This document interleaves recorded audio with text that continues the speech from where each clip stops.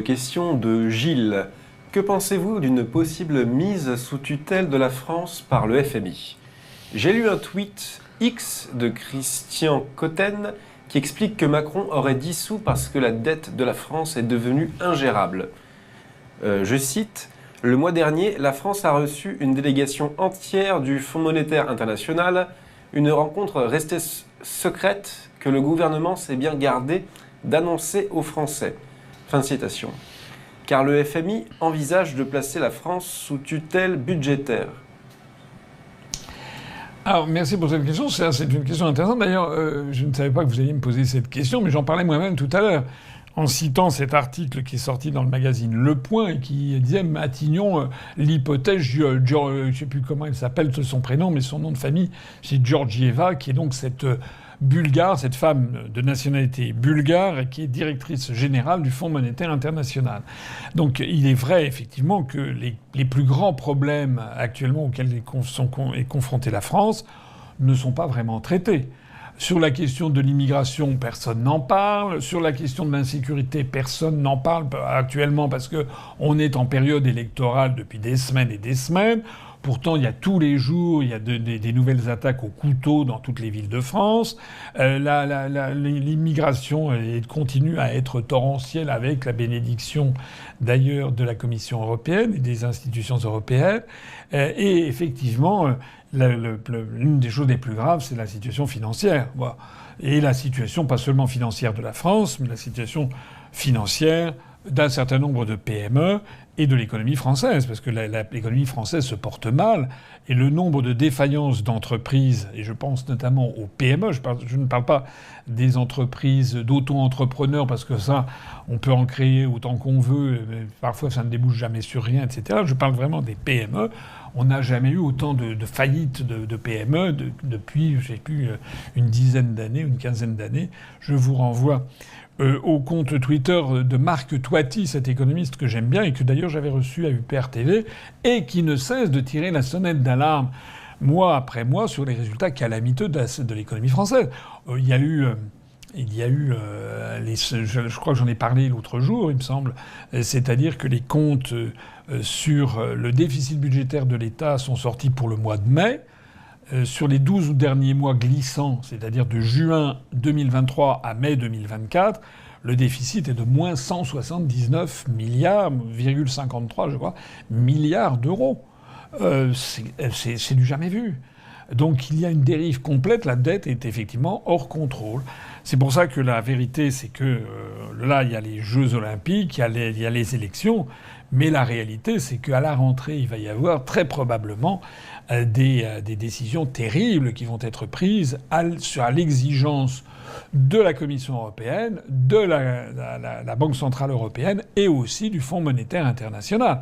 Hein, il faut bien voir que l'on voit réapparaître ce qu'on avait appelé la Troïka, qui avait pas mis la Grèce en coupe réglée au moment de la crise en Grèce, de la crise de la dette en Grèce, de crise d'ailleurs qui n'a toujours pas été vraiment réglée, puisque la Grèce est extrêmement endettée. Voilà.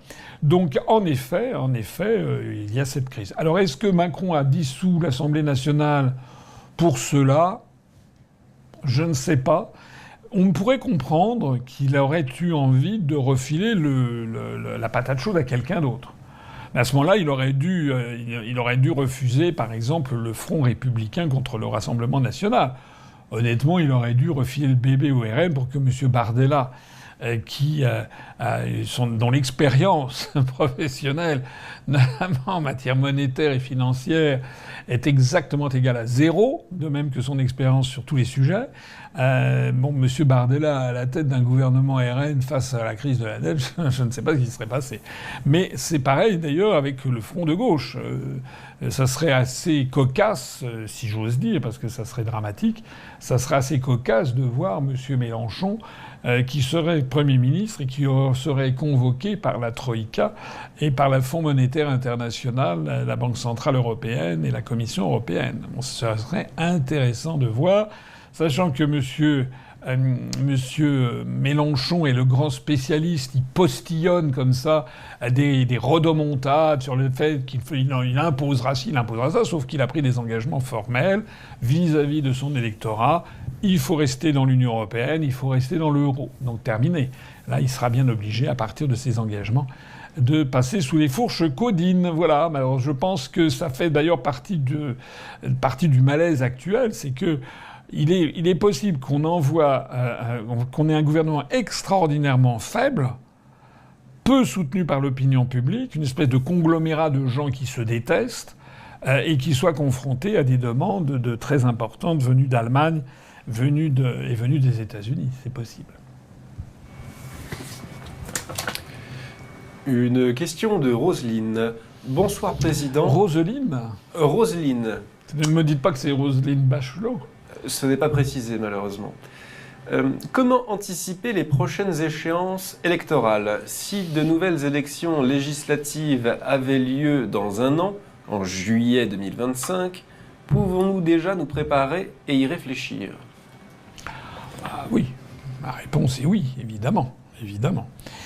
Évidemment, nous sortons de cet épisode des élections européennes puis des législatives, non pas dans une forme olympique. Bon.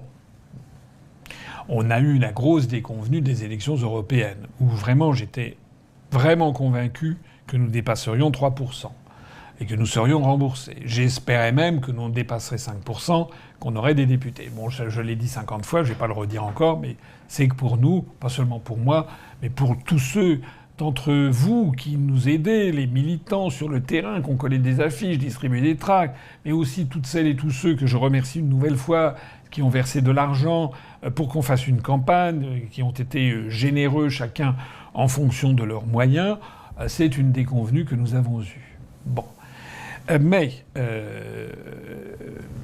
d'abord, on est quand même, malgré cette déconvenue, on est quand même arrivé en tête des listes qui proposaient le Frexit, premièrement. Deuxièmement, je me suis présenté comme candidat dans la 11e circonscription des Français établis hors de France, justement pour tester un petit peu ce que nous pourrions faire si on n'avait pas le poids des médias. Or, vous avez vu, c'est pas des résultats mirobolants, mais quand même, dans toute cette zone de 49 États où il y avait quand même 115 000 inscrits, où il y a eu, je ne sais plus, je crois quelque chose comme 60 000 votants, je me trompe peut-être, eh bien, à la sortie des urnes, j'ai fait quand même 4,2% des suffrages. On n'avait jamais fait un tel score. Et après prise en compte du vote par Internet, qui, à mon avis, est extrêmement douteux, je suis tombé à 3,3%. C'est quand même le meilleur score que nous ayons fait. Ce qui gomme un petit peu l'image que nous avions avec à la sortie des européennes. Ça permet... J'ai un certain nombre d'éléments de réflexion qui me permettent de penser que si en France, il y avait les médias qui faisaient correctement leur travail, qui nous donnaient un tout petit peu la parole de temps en temps, objectivement, je pense qu'on pourrait très rapidement atteindre 10% des suffrages. Voilà. Je vois par exemple que dans toute la zone Asie du Sud-Est, on a eu des scrutins sortis des urnes entre 5 et 8 ou 9%. Et je ne parle pas de la Russie ou de la Biélorussie, où là on a eu des résultats sortis des urnes entre 5 et entre 15, et 25% des suffrages. Mais c'est un cas un peu particulier. Donc je pense qu'actuellement, les Français, s'ils n'étaient pas soumis au déferlement médiatique, s'il y avait un tout petit peu, on nous donnait un tout petit peu le droit à la parole et à l'existence, je pense qu'on ferait actuellement entre 6 et 10% des suffrages. Voilà. Alors, évidemment, tout le monde peut le contester, mais enfin, on a des résultats qui n'étaient pas si mauvais pour cette élection des Français établis hors de France. Alors, maintenant, il arrive la suite des événements. Et la suite des événements, on voit que les Français vont constater encore une fois que nos analyses sont les bonnes. Encore une fois, ils peuvent constater que, au Parlement européen, rien ne change. Je l'avais dit, je l'ai dit 50 fois. Vous pourrez les retrouver d'ailleurs dans certaines de mes réunions publiques. J'avais dit que si d'aventure nous n'avions pas de députés européens, il ne se passerait rien, j'avais dit. Il ne se passera rien et une semaine après, on aura tout oublié. C'est exactement ce qui s'est passé. Voilà. Si on avait eu des députés européens, on aurait des députés qui parleraient du Frexit. Voilà. Et qui feraient en permanence, on battrait les estrades, on forcerait les médias à nous inviter. On ne l'a pas eu, donc il ne se passe rien. Voilà.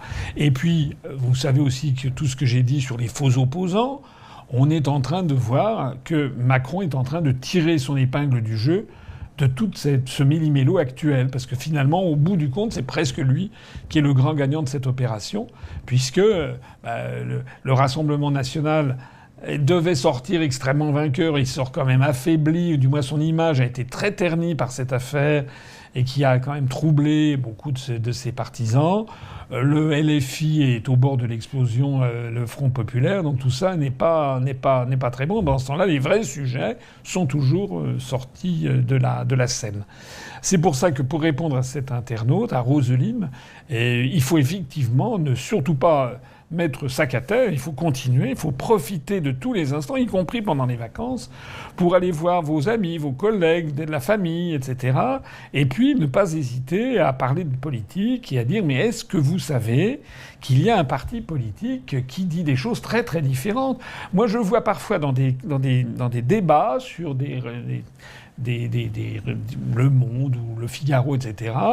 J'ai vu une fois quelqu'un qui écrivait ce qu'il faudrait, c'est qu'il faudrait un parti vraiment honnête, gaulliste, et qui recrée le Conseil national de la résistance pour sortir la France du marasme de l'Union européenne. Malheureusement, ça n'existe pas. Il y a des gens qui ne connaissent pas notre existence. Je pense même que c'est plus de la moitié de la population française qui ne connaissent pas.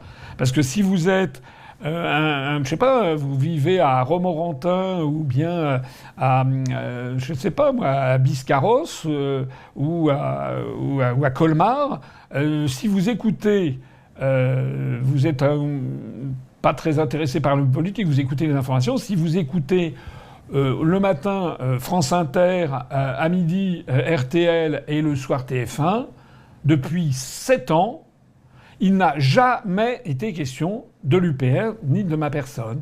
Voilà, jamais. Donc il y a des gens qui vivent comme ça.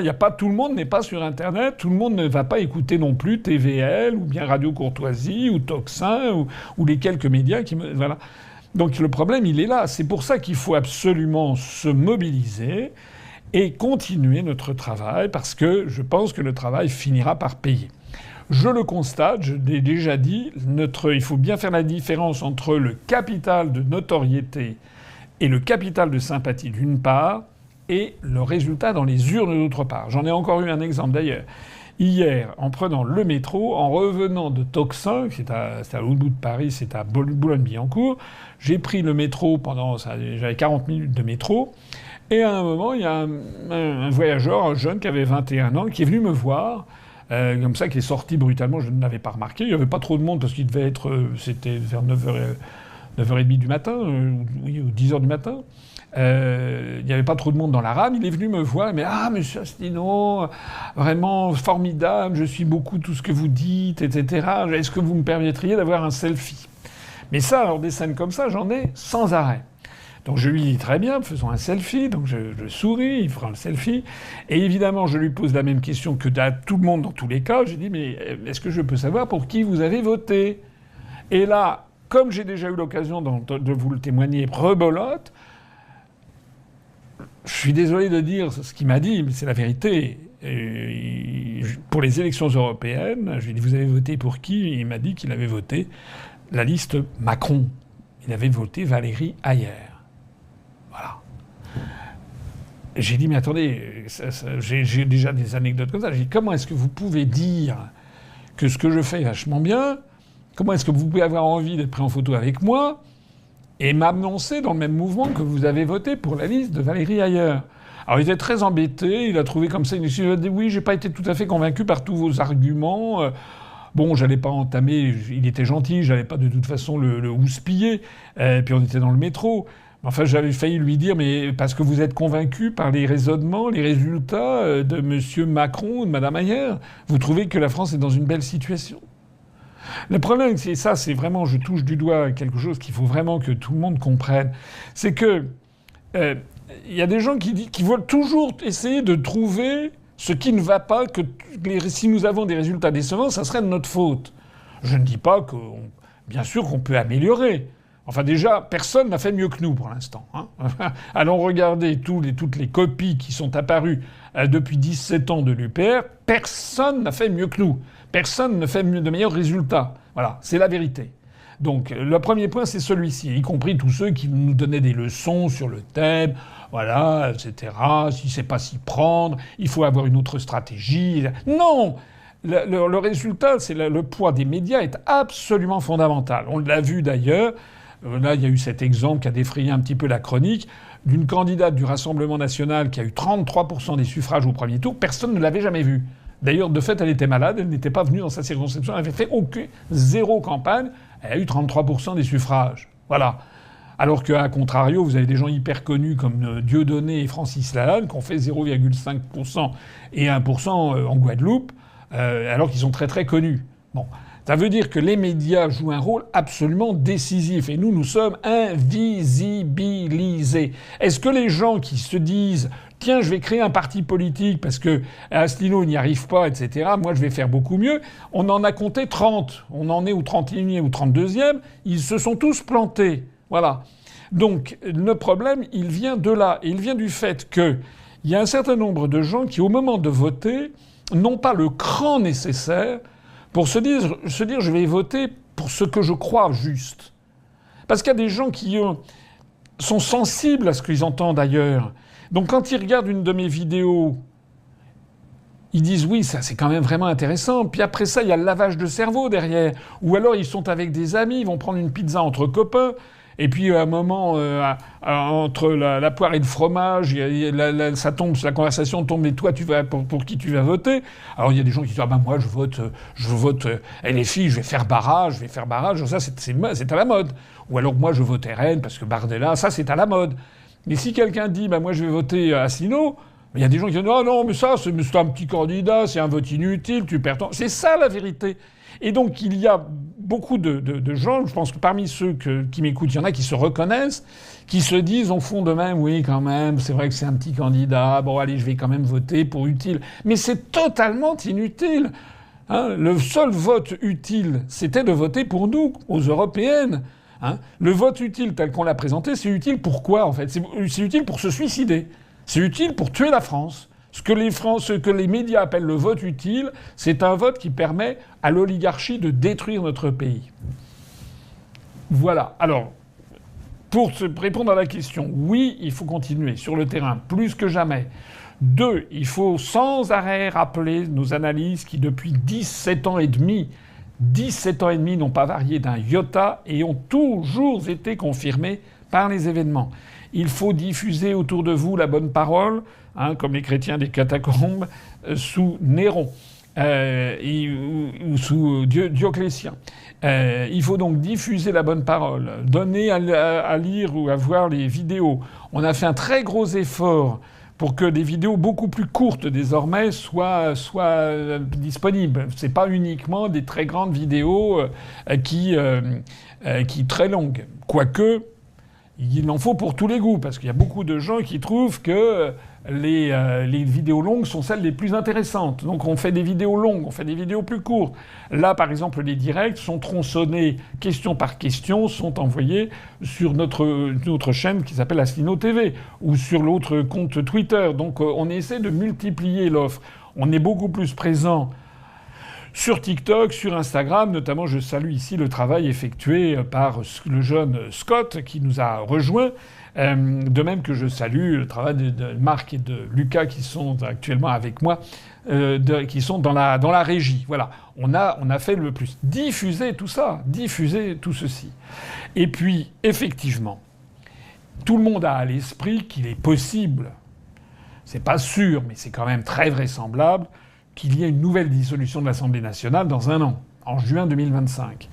Si parmi vous, il y en a qui ont envie de se présenter aux élections législatives de l'année prochaine, si celles-ci ont lieu, eh bien, qu'elles y réfléchissent, qu'elles se posent la question en conscience. Est-ce qu'elles en auront les moyens, les capacités? Est-ce qu'elles sont à l'UPR? Si elles veulent avoir l'investiture de l'UPR, la première chose, c'est déjà qu'elles soient adhérentes à notre mouvement. Est-ce qu'elles ont des capacités de présentation, d'élocution, de présentation des arguments? Est-ce qu'elles sont avenantes? Est-ce qu'elles... Voilà, enfin, il y a toute une série de questions à se poser. Et puis si d'aventure, il y en a parmi vous qui avaient envie de se lancer un petit peu dans ça et donc d'ores et déjà de prospecter une éventuelle circonscription, d'aller dans des villages, d'aller discuter le coup pendant des mois et des mois, eh bien faites-le savoir à votre délégué départemental. Vous trouverez la liste des délégués départementaux de l'UPR et les moyens de le contacter sur notre site upr.fr. Donc ça, c'est vraiment important de bien comprendre que nous ne devons surtout pas baisser les bras, puisque il y a quand même, et on voit beaucoup de témoignages de gens qui nous disent que quand même ils nous écoutent de plus en plus attentivement.